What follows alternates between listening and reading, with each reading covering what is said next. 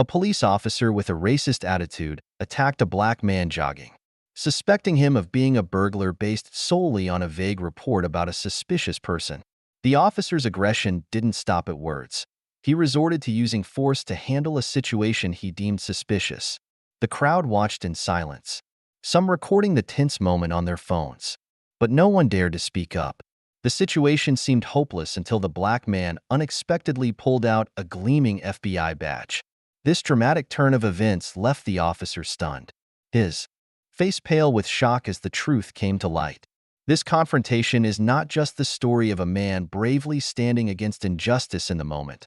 It's also a journey to reclaim justice not just for himself, but for countless others crushed under the weight of a flawed system. But can he win this battle? And more importantly, is the system ready to change? Join us as we uncover this gripping story. The soft glow of dawn bathed the tranquil park, where birdsong harmonized with the gentle rhythm of jogging footsteps. This was a cherished moment for David Grant, the director of the FBI, a rare window to escape the crushing pressures of his work and center himself before a new day began. At 52, with a solid athletic build, David naturally drew attention wherever he went, even in a simple gray t-shirt and faded workout pants. His deep sun-kissed skin shimmered under the morning light, and his composed expression exuded confidence and strength. Yet in this peaceful setting, he longed only to be an ordinary man, savoring each breath and the feel of the ground beneath his feet. David paused at an old bench beneath the shade of a tree, leaning down to tighten his shoelaces. As he stood up, his eyes scanned the serene surroundings: dog walkers, parents pushing strollers, all blending into the perfect tableau of a quiet morning. But the tranquility shattered abruptly. From a distance came the heavy, determined sound of approaching footsteps, followed by a sharp, commanding voice that broke through the stillness of the park. "Stand up now. Step away from the bench." David turned his head, his legs stiffening instinctively as his gaze met that of Officer Mark Collins. The young officer was tall and lean, with sharp features and a stiff demeanor. Clad in a crisply pressed police uniform, he exuded confidence and authority. Yet the tension in Mark's eyes, coupled with the hand resting on his holstered gun, carried a mix of unease and unnecessary vigilance. "Is there a problem, officer?" David asked, his voice calm but steady. Mark stepped closer, his gaze scrutinizing David from head to toe, lingering on the sweat-soaked t-shirt and worn-out running shoes. A sneering smirk curled across his lips, dripping with disdain and mockery. "A problem?" Mark repeated, his tone laced with sarcasm. "What are you doing here?" David furrowed his brows, the surprise and irritation evident on his face. "I'm just jogging," he replied, his voice calm but firm. "Jogging?" Mark scoffed. "Jogging in this neighborhood? Looking like that? Don't play dumb with me." People nearby began to take notice. A couple walking their dog slowed down, their curious and uneasy glances shifting toward the unfolding scene. A young woman pulled out her phone and began recording. Still, no one dared to intervene. Maintaining his composure, David said evenly, "I didn't think jogging was a crime, officer." But his response only aggravated Mark further. The officer's eyes flared with aggression, and his grip on the holstered gun tightened. "I said, don't mess with me. Sit on the ground. Now." Mark stepped forward and grabbed David's arm, twisting it behind his back. "Don't resist," Mark shouted, his voice loud enough for everyone nearby to hear. David gritted his teeth as a sharp pain shot through his shoulder. Still, he stayed composed and replied, "I'm not resisting." Yet Mark ignored the explanation entirely. He shoved David to the ground, causing his knees to slam hard against the gravel. David's palms pressed into the rough surface, but the sting of humiliation hurt far more than the physical impact. Around him, the crowd's stares were filled with curiosity, indifference, and a hint of pity. Leaning closer, Mark's voice dropped to a mocking whisper. "People like you," he sneered, "don't belong here." David drew a deep breath, suppressing the fury simmering inside him. He raised his head, his steely gaze locking onto Mark's.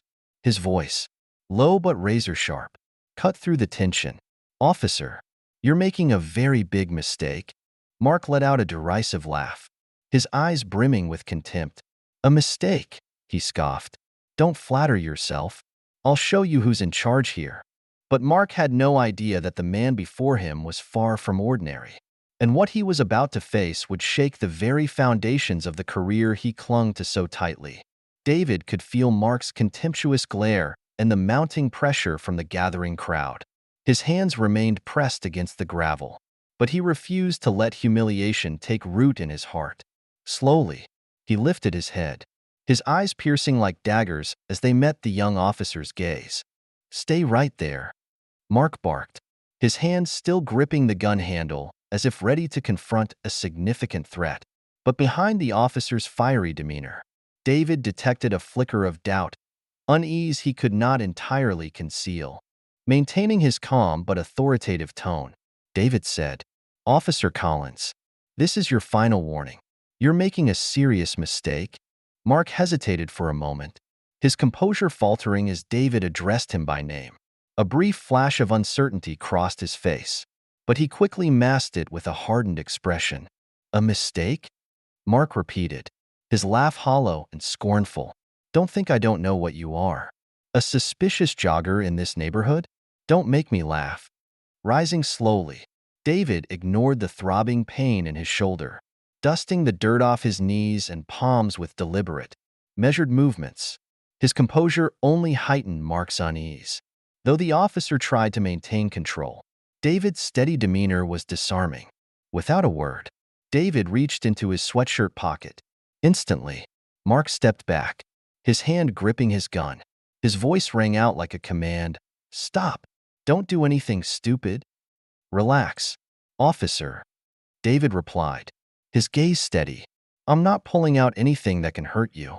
As David withdrew his hand, a golden badge gleamed in the sunlight, reflecting brilliantly into the crowd's widening eyes.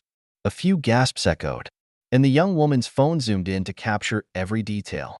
"Do you know what you've just done?" David asked, his voice calm yet heavy with authority, raising the badge high for all to see. He continued, "I am David Grant, director of the FBI." The air froze. Mark stood motionless, his eyes widening in utter disbelief. His face paled as if the blood had drained from his body. His lips moved soundlessly, unable to form coherent words. "No, no way," Mark stammered, his panic-stricken gaze fixed on the badge. David stepped closer, his tone icy and commanding. "You just used unnecessary force, insulted, and humiliated a citizen. Not just any citizen, but the director of the FBI. Do you understand the gravity of what you've done, Officer Collins?" Mark could only shake his head repeatedly, as if trying to deny the reality unfolding before him. Around them, the murmurs of the crowd grew louder. Phones streamed the scene live as voices of shock and condemnation rippled through the park. "You can call your superior," David said, his voice cutting through the commotion. "Or I'll do it myself." Mark fumbled for his radio, his hands trembling under the weight of the crowd's gaze and the crushing presence of David. "Dispatch," he stammered, his voice faltering. "I need a senior officer immediately." The badge in David's hand shone like undeniable proof of his authority. But his eyes carried not just firmness. There was a profound disappointment directed not only at Mark, but at the system that had shaped him. "Brace yourself, Collins," David said quietly, his words cutting like a blade. "This isn't just about you. This is just the beginning."